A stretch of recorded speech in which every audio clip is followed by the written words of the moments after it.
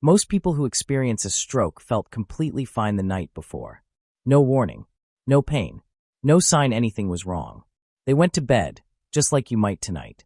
And then everything changed. Here's what makes this even more concerning. Their blood pressure was normal at their last checkup. So what went wrong? Because the most dangerous blood pressure problem after 60 doesn't show up in your doctor's office. It happens while you sleep. I'm going to show you. 1. Why your normal reading may be incomplete. 2. What happens to your body at night. And thirdly, best drink to lower blood pressure before bed. Stay with me, because one of these could change how you manage your health completely. Most people think high blood pressure comes with symptoms, headaches, dizziness, feeling off. But after 60, that assumption becomes dangerous, because the most serious pressure changes are completely silent. Let me ask you something. When your doctor checks your blood pressure, how long does it take? About 30 seconds. 30 seconds out of 86,400 seconds in a day. And that tiny snapshot determines everything. But what about the 6 to 8 hours you're asleep? That's where the real story is. Normally, your blood pressure drops at night by about 10–20%. This is called the dipping pattern. It's your cardiovascular system performing essential overnight maintenance and repair work. Your heart repairs itself. Your blood vessels recover. Your kidneys process waste. Every one of these processes depends on that nighttime pressure drop. But here's what changes after 60. Your arteries gradually stiffen. Your blood vessels lose their elasticity. The whole system begins running differently.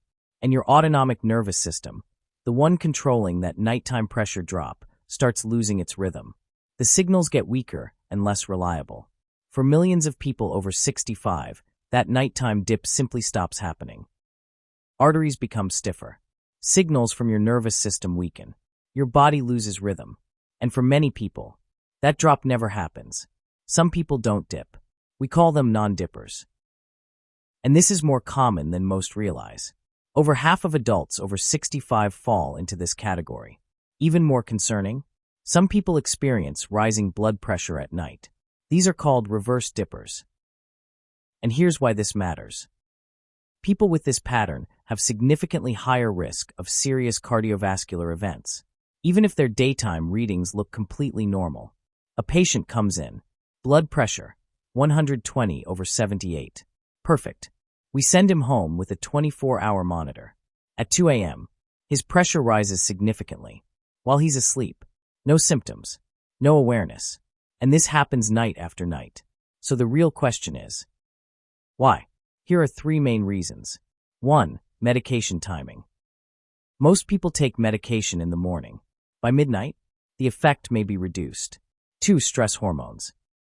Instead of dropping at night, stress hormones may stay elevated. 3. Sleep disruptions. Even small awakenings trigger pressure spikes. You may not remember them, but your body reacts. Now here's something even more surprising. Some of the things in your home, right now, may be making your nighttime blood pressure worse, without you realizing it. First, licorice root. It sounds harmless. It's in herbal teas. Natural. Relaxing. But licorice blocks an enzyme in your kidneys. This causes cortisol to rise. And when cortisol rises at night, your blood pressure rises with it. Secondly, taking alcohol before bed. It helps you fall asleep. But 3 to 4 hours later, your body rebounds. Your pressure spikes, often peaking at 3 a.m., the highest point of your entire day. Thirdly, grapefruit juice. Especially if you take blood pressure medication like amlodipine. It interferes with how your body processes the drug, causing unpredictable and prolonged effects. Dangerous, especially at night. So how do you actually know what your blood pressure is doing while you sleep? There's one test. Most people have never heard of it, but it changes everything. It's called ABPM, ambulatory blood pressure monitoring. You wear a small device for 24 hours. It measures your pressure every 30 minutes, day and night. This is the only way to see the full picture. And yet, most people over 60 are never offered it. You have to ask. There are 2 more tests you should know. First, microalbumin. It detects early kidney damage, years before symptoms appear. Second, oxidized LDL. This shows damage to your arteries. Not just cholesterol, but damaged cholesterol. the kind that leads to real problems. Now let's talk solutions. Starting with one of the most overlooked. Medication timing. Most people take their medication in the morning, but by nighttime, the effect fades.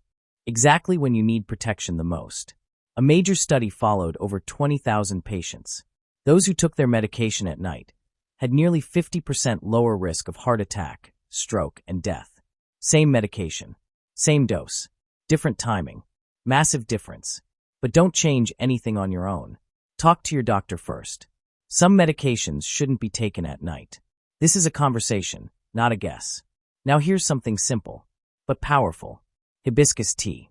It's not just a drink. It has real clinical evidence behind it. It works similarly to certain blood pressure medications, helping relax blood vessels, lower pressure. But preparation matters. 10 grams of dried hibiscus flowers. Hot water, not boiling. Steep for 10 to 15 minutes. The color should be deep red, not pale. 3 cups a day. And the most important one, before bed. Now let's simplify everything into 3 actions. Just 3. First, check your tea tonight. If it contains licorice root, remove it from your evening routine. Second, be honest about alcohol. If you drink close to bedtime, shift it earlier. Third, write this down. Ambulatory blood pressure monitoring, ABPM.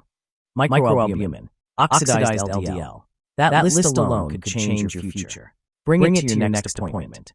The patients who ask questions, who bring lists to appointments, who follow up, they get better care. Here's what I want you to understand. Your heart never stops working. Not during the day. Not at night. Not even for a second. And after 60, the damage that matters most often happens silently, in the dark, while you sleep. A normal daytime reading does not mean you're safe. It means you've only seen part of the picture. The patients who do best, they ask questions. They request tests. They show up prepared. Because one question, one test, one conversation can change everything. So let me ask you, has your doctor ever talked to you about nighttime blood pressure? Have you ever worn a 24-hour monitor? Tell me in the comments. I read every one. And if this opened your eyes, share it with someone over 60. Because this is the kind of information people usually learn too late. Take care of your heart. It has been working for you every single hour of every single night without pause, without rest, without complaint. For every decade of your life, every year, every night, silently, faithfully doing his job without ever asking for anything. The least we can do is pay attention, ask the right questions, get the right test, have the right conversations with the right people.